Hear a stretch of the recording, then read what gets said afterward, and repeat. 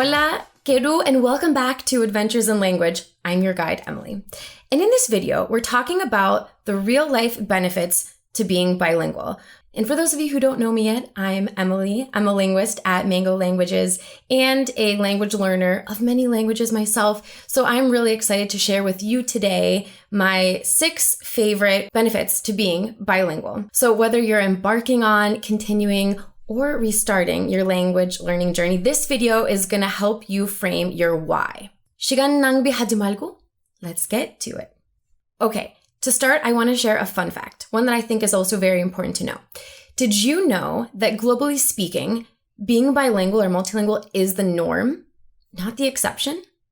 So there are actually more bilinguals and multilinguals than there are monolinguals in the world.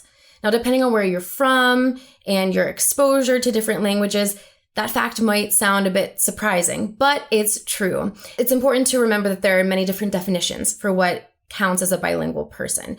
But for all intensive purposes, and for the simplicity of this video, we're going to stick with the general definition of bilingualism, which is anyone who knows, has studied, and or can use 2 or more languages. Whether you're a 10 languages in your back pocket kind of polyglot, or someone who's starting their first bilingual journey, I suspect that you're also going to learn some new ways to leverage your plurilingual skills. So, what are the real-life benefits of being bilingual? Okay, benefit number 1, good for your brain.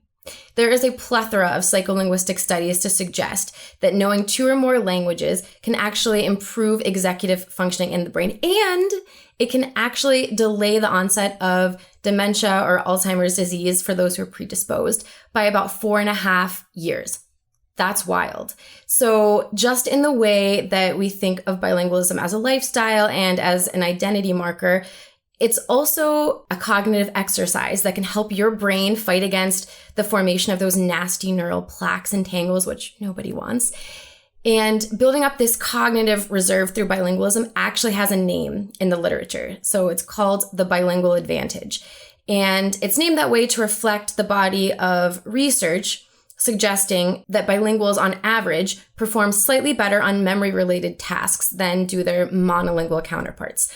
Bottom line, if you go to the gym to take care of your body, why not learn another language to take care of your brain? Okay, benefit number 2. It can open up really exciting career opportunities for you. So knowing more than one language can make you more marketable in the workplace. Institutions, companies that are looking to reach a diverse swath of people, they're going to look at bilingual and multilingual employees as something that is very attractive to them. This also opens up your ability to work in different locations around the country, around the world, and to work with a different, more diverse set of people. Opening up exciting career opportunities is benefit number 2. Okay, benefit number 3. Being bilingual can open up really exciting personal opportunities as well. Being able to speak another language will allow you to make connections with people that you otherwise wouldn't be able to communicate with.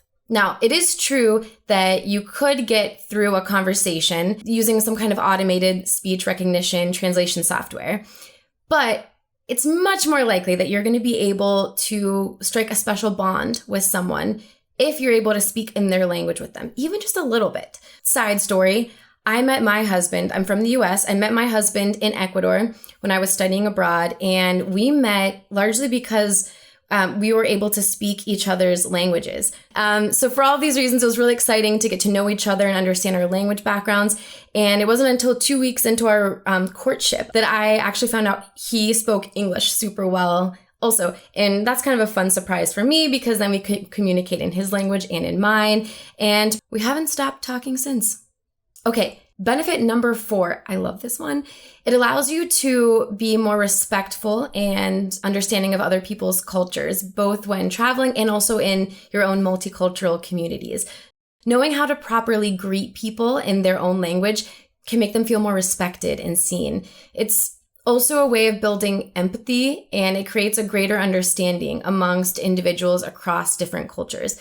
It can break down barriers. It can unify communities. The beauty is that in most cases, you don't even have to travel abroad in order to experience this. You know, look in your own backyard.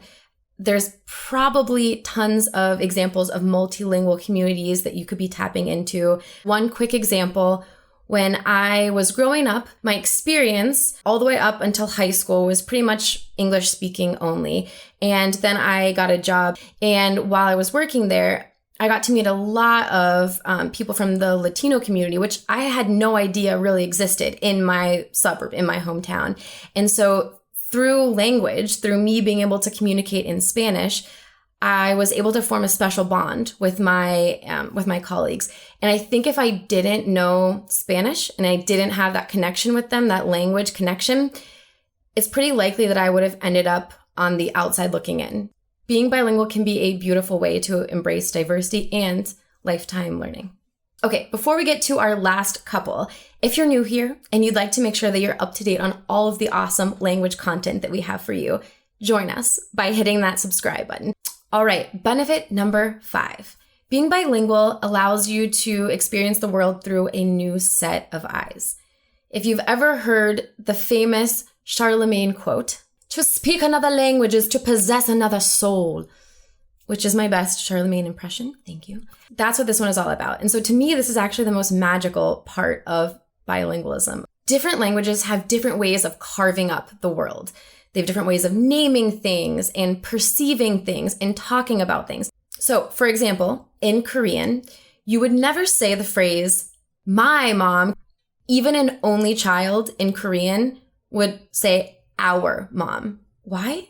This reflects a facet of Korean culture, which is that it is a very communal culture rather than individualistic culture. So they would never say, "my mom," because that's very possessive. It's "our mom."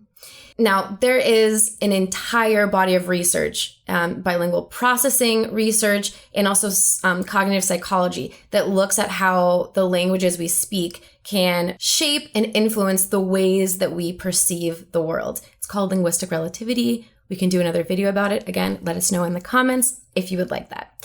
But the takeaway here is that culture and history are hidden all over our language. They're like sprinkled in. By learning another language, you start to appreciate and realize things about your language and your culture that you never even noticed before.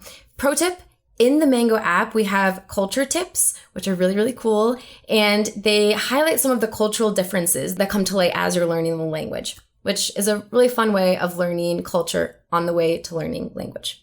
Okay, benefit number 6. It's just cool. It just is.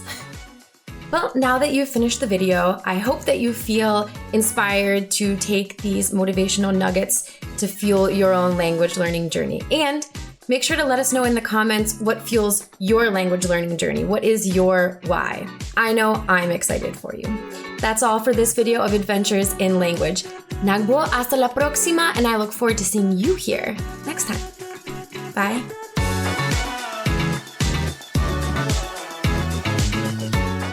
Thanks for watching, and don't forget to get your free Setting Good Goals worksheet, which you can access through the link on the screen right now. In next week's video, I'm going to walk you through a deep dive into the Setting Good Goals worksheet so that you can be clear on why you're learning your language and feel confident in meeting your language fluency goals. Adventure on, my friends. Bye.